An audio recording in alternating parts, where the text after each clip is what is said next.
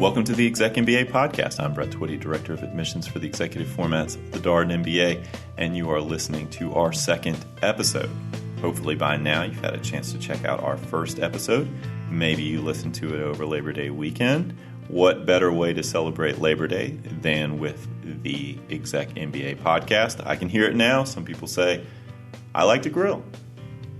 Other people say, I prefer the ExecMBA Podcast. Of course, there are still others that say, I like to grill while listening to the ExecMBA Podcast. Those are the most sophisticated people and obviously our core demographic. Of course, if you haven't had a chance to check it out, there is still time. It is available for your streaming pleasure.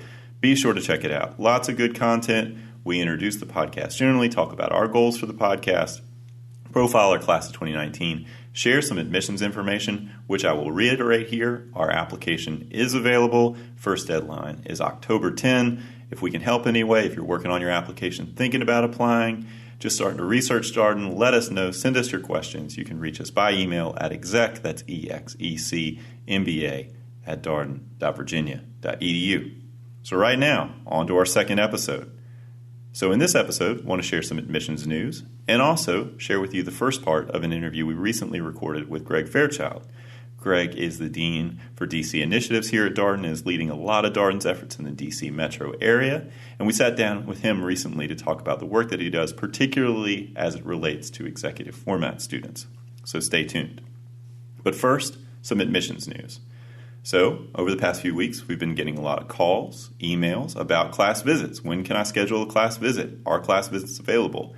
And they are now available, well, at least for September and October. So, we recently posted September and October visit options to our website. Be sure to check out our class visit page for more details. We have weekday options, a few weekend options, so hopefully there is a class visit slot that works with your schedule. Class visits are a great way to get a feel for the case method and how students learn at Darden, but they're also a great way to get a feel for the culture of our school. So if you come for a class visit, not only do you get to observe a class, you also get to meet current students. You can have lunch with our current students. You can meet faculty and staff. This is a great introduction to Darden and what we're about. So hopefully you'll have a chance to join us for a class visit. If you can't make September and October, know that there will definitely be other opportunities in upcoming months, so be sure to keep an eye on our class visit page. So right now, we're going to turn to our interview that we recently recorded with Greg Fairchild. Of course, this is the first part, other parts to come. But in this interview, we explore with Greg a little bit more about the work that he does, and particularly as it relates to the executive formats of the Darden MBA. Very excited to be joined today by Greg Fairchild, our Dean for DC Initiatives, and also a Darden faculty member. Greg, welcome to the podcast. Brett, thanks for having me. Really appreciate this. I should say that you are making history here as our first ever studio guest here on the podcast. So last week was our first episode. You're our first guest. Start low and go up from there. That's always a good strategy. Yeah, so you're so intimately involved with everything that Darden is doing here in the DC area. I wanted to talk with you a little bit more about some of the initiatives that you've been spearheading that directly impact our executive MBA students. So you want to talk about some of the speakers that you've had come? So we have this wonderful thing that we do called a Leadership Explorations Experience. And it's an opportunity for students to really engage with some of the content that we're doing in the program. Let's say, for example, work we're doing in operations, work we're doing in ethics, work we're doing in accounting. We try to then have that content tied to some things that are going on in the larger, greater DC metropolitan area. And we try to bring students directly in engagement with real-life people, real-life companies, real-life thought leaders who engage those questions. So I know there's been all sorts of VIPs that have come through over the past year. So Alan Greenspan, Andrea Mitchell, former President Malawi also came. Are there any favorite moments that stand out for you of these things that you've been putting together? So, one of the great things about the DC location is it's such a wonderful gateway to the world. So you have here a wealth of thought leaders, but you also have a wealth of people that really seek out this city because it is the seat of the U.S. government. And we just then have this opportunity here in Washington to really tie in directly with the activity that's going on here. A great moment with Alan Greenspan is where he mentioned fear. and how fear was a prime motivator of so much behavior that we see. Wonderful to have one of the world's leading economists who are so based in this notion of rationality say that fear is in fact a very, very big factor driving lots of behavior, and one that perhaps we don't always account for. Another very powerful set of moments were with his wife, Andrea Mitchell. Andrea talked about some of the challenges in her role as someone who really covers Washington. And she's worked with a number of different administrations, presidents, secretaries of state, so on and so forth, and really talked about the adjustments that they have to make on the fly as a new administration comes in and establishes the way they would prefer interacting with the media. And the current administration has some different approaches than we've seen in the past, and she talked about the way that she and her company, not to mention other media experts, have had to adjust. Another one of these you mentioned is Dr. Joyce Banda, former president of Malawi. She came in and really talked with our group about her efforts to try to really grow empowerment for young girls on the African continent. And that post her period of being the president, and I should tell you, Brett, that within itself was a jaw-dropping story with lots of political intrigue, some death, some very serious challenges. And yet, she finished that story with, well, that's what I did, and I served, and this is what I'm doing now. And really this call to recognize that young girls on the continent are not having the opportunities that they need to be the types of contributors to their nations and the greater economies of sub-Saharan Africa that they could be. So she was incredibly powerful. And you've also taken some field trips, right? You know, the Holocaust Museum and to the NRA. So again, maybe you're very well informed. So the good news is, as I was saying earlier, we really tried to tie into some of the content that's going on in the program. So let's take the Holocaust Museum, which you mentioned. We were doing a unit on the way that decisions get made in organizations. Sometimes the way decisions cascade down and the chain of responsibility results in things happening that maybe shouldn't happen. And we can think about those things certainly in business organizations and how they might operate. We had done an accounting case, for example, on the Barclays scandal that talked about both accounting and its importance, but also how the Barclays scandal really came about because of this chain of responsibility that was passed down. Well, we also went to the Holocaust Museum. We did that because it's in some ways the ultimate worst example of a chain of responsibilities. And that was laid out during our visit there. We not only had a tour, we actually worked with the museum on a program to talk about the way leaders engage and enable things that can be challenging for societies negatively.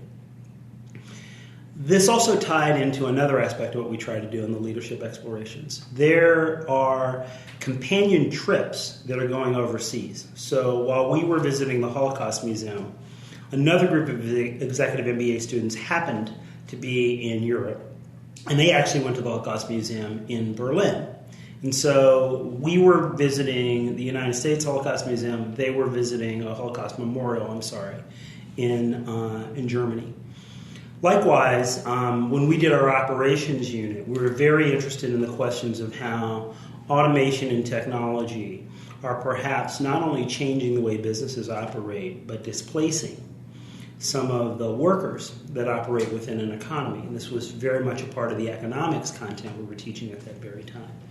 So we had scheduled a visit to the Amazon distribution facility in Baltimore, Maryland. It was a long trip up and a long trip back, but I have to tell you, it was pretty amazing not only to see the rapidity, the depth at which the company has created a system to bring packages in and get them out in an amazingly rapid fashion.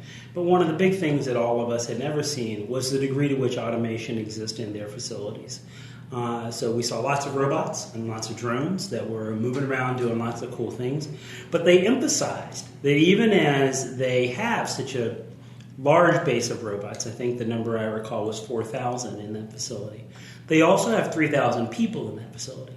because they realized that there were certain things that robots can do and certain things that robots can't do. And that people and robots together is a much more interesting and productive fashion than one or the other. I found the trip to the Amazon facility fascinating. I'd never seen anything like that. And just to see the volume of stuff. I mean, they're obviously, Amazon, we're recording this here in late August, very much in the news with Whole Foods and what's going on. I don't know if you've seen the pictures. You can buy an Alexa now at Whole Foods. I hadn't heard that, but I had heard drops in prices. Sure. I had heard real ability to deliver food to people's homes, that the two companies are integrating pretty quickly. Yeah, and it's a fascinating thing. The lead items, I think people were talking about the price drop on avocados as being one of the great examples. Obviously, it's one of the now fruits, right? Everybody's obsessed with the guacamole, avocados, superfood. And it's driven up prices on avocados. Yeah. That's absolutely right. So it's going to be fascinating to watch that. And I think the thing at Amazon that was so fascinating to me was just the picking process. The fact that they store this stuff just in these kind of seemingly randomized ways, but they know where everything is, and the robots deliver the relevant items to the people who are picking and then putting them in the box. I mean, it was a fascinating thing. There were so many pieces where on that day we just learned that so many things we might have assumed. To your very point, I might have assumed that they would have the items organized by type. And then we learned that that's just not efficient or the best use of space, that a mixture of items that are not the same is far more optimum. I also think it was interesting to see some of the information in the plan about injuries and about how seriously they took safety. Because again, robots aren't infallible, and robots and people working together are going to have challenges. So I thought that visit was a really, really eye-opening experience for all of us, in that we've all read about these things. But again, one of the benefits we have in a program like this is the ability to go see, to touch, and yes, to ask questions about how these things all operate. Another thing that you mentioned are, the types of exercises and experiences we want to have. These can be as formalized as something like going to the Amazon facility. But during that same automation unit, we learned that one of the first automated McDonald's in the United States was actually just up the block from us. And so we took a field trip on a morning and sent people into the McDonald's to order food in an automated fashion, to throw the automated system some curveballs, special orders. And what we found was, there were some things the machines did well, and there were many things they didn't do well. And this, again, is the lumpiness of the way that technology begins to roll out in a society. And so it was really great to go, frankly, to what is a pilot test and get a chance to see something long before it becomes a rollout to the whole country or it becomes something that runs seamlessly. Yeah, the robots or automation in fast food is interesting because it actually came up when the Hardy CEO was being considered for the Secretary of Labor position. He was talking about minimum wage in fast food and said that once you start paying people more than $12 an hour, that's when the robots will come in. And having been to our Roslyn McDonald's and realizing that got some kinks to work out here, it's a fascinating experience if you're just used to going up and telling somebody your order. Now you can order on these platforms and that sort of thing. But we're still a ways away, I think. I think we are. And I think this is where, in our programs as well, while we try to show exemplars that are out in the field, we also want to be clear that we're not doing advertising. So we're happy if people are willing to show us and let us peek beneath the hood while they're still working the kinks out, because that's really how business operates. And that was the first part of an interview we recently recorded with Greg Fairchild, Darden's Dean for DC Initiative. Stay tuned for the next part in a subsequent podcast. Of course, as always, if we can help in any way, let us know. We can be reached by email at exec, that's ExecMBA at darden.virginia.edu. And as always, thank you for listening.